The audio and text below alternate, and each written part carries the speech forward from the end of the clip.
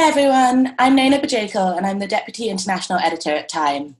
I'm thrilled today to be joined by Indian actor Ayushmann Khurrana, who's carved a really fascinating career in Bollywood, often tackling important social issues in his movies. Thank you so much for being here today. We're really looking forward to hearing from you.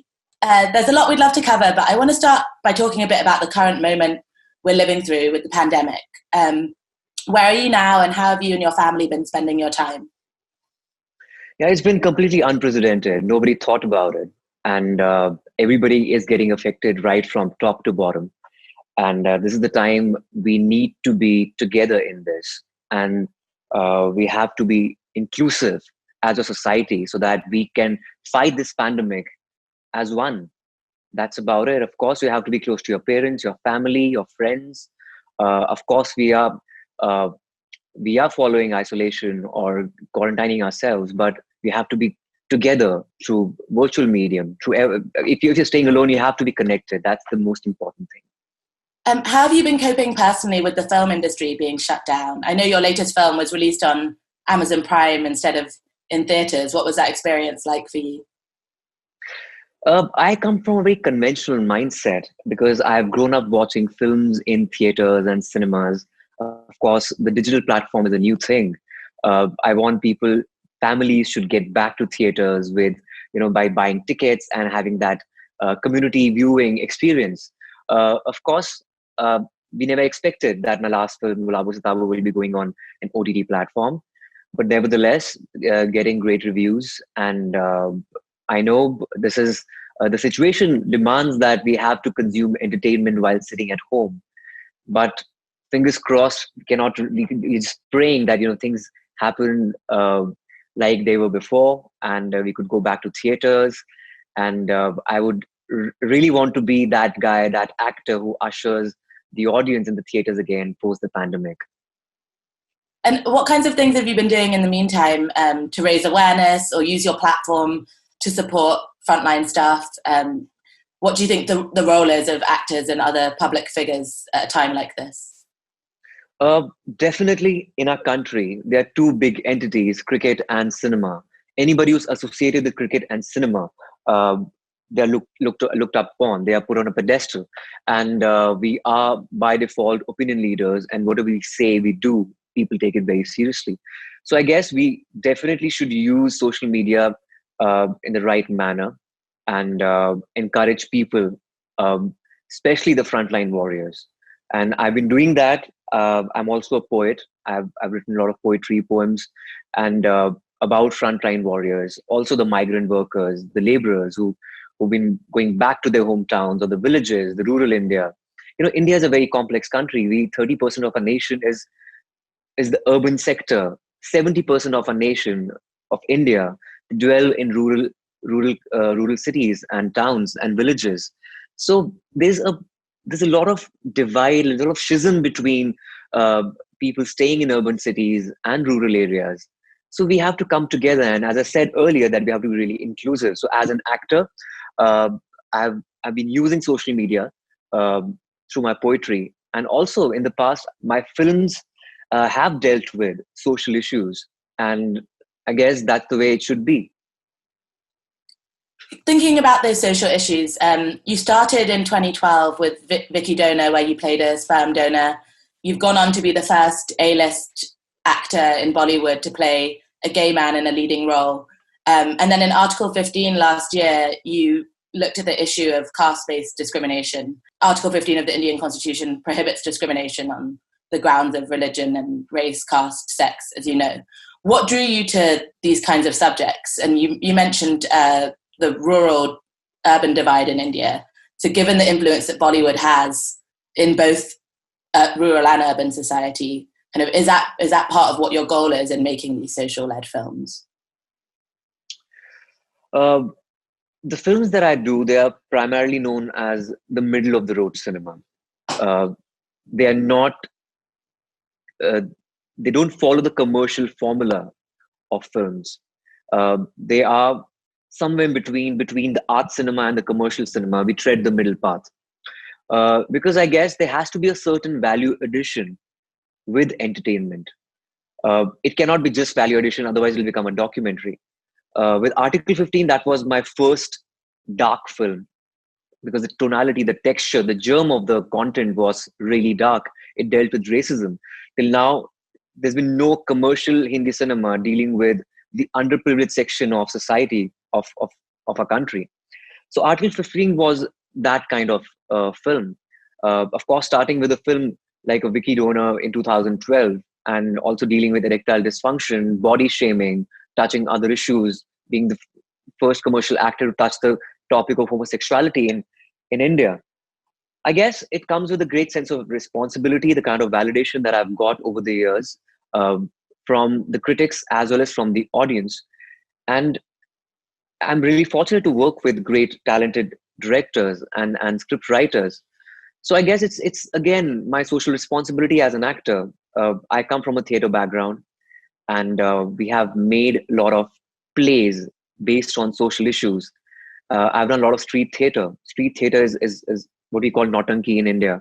It's a form that you go out to any place and collect people and start, uh, informing them and entertaining them at the same time by using drums, guitars, musical instruments, your voice. So there's no ready audience. So that the instinct of following the social responsibility comes from my theater background, I guess. And India has been quite divided in recent months. Do you see a role for Bollywood doing more to tackle this and kind of bring people together? Do you think more directors and actors should be making films like this? Definitely. I guess cinema has to resonate with people. We have to indulge in a lot of human stories. Whatever is happening in a country, you can definitely, it's a very give and take relationship between cinema and society in India. We take a lot from the society, and at the same time, it's our responsibility to give it back to the society.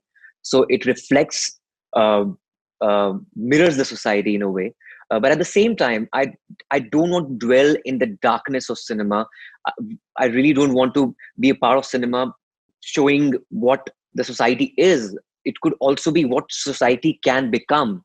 You know, having that responsibility, I guess we have to choose subjects which are very close to the grassroots level, and it deals with the issues relating to the country, and show it in a very engaging and an entertaining way, so that it reaches the grassroots level again. Because if you're showing it uh, to the critics or the art house lovers, it's like, again, you know this just preaching to the converted. So that's not right, I guess. Yeah, kind of going outside the bubble is, I think, part of Yeah, what this sort of work does. By putting topics like gay marriage, caste discrimination into the mainstream, I think it's probably clear that that's made marginalized people feel less alone. What role do you think that storytelling plays in building this better world? And are there other stories or issues you'd like to see told or that you'd like to work on yourself? there are a lot of stories in our country. We have no dearth of taboo subjects or social issues in our country, and that provides a lot of fodder for great cinema. Could be anything from pollution to climate change, showcasing other languages as well, not just Hindi, because it's a multilingual country. Um, I guess there should be more opportunities for regional languages in our country, because the kind of cinema like Malayalam cinema or Bengali cinema, Tamil cinema, there are some beautiful gems there. And of course, Hindi is the most popular language by default, but I guess we have to come together as a nation if we also give a lot of importance to other languages. So these could be some subjects like climate change, as I said, pollution, structure of a nation should be showcased on the celluloid. I think that'll be great. Something you've talked about, I think, potentially around the protests that have been going on in India. You talked about the power of young people. Are you optimistic about how young people will transform the country and kind of hold power to account? Absolutely. I guess India is the youngest country. The average age of a nation is less than 30. So youth is the opinion leader, and we are the ones who are responsible for everything. We can just metamorphose our society and make our country a better place. I'm an optimist. And I guess this pandemic has really brought us closer in a way, because everybody's fighting this common enemy and forgetting everything about our divides or whatever.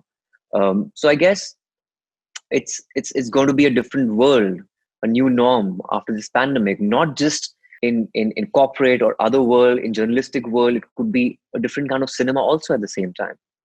I would love to see motivational films, films that inspire you. This is the time which we got a lot of time to look within because we are isolated in a way. But now I don't think I would love to show darkness on the celluloid or on the screen.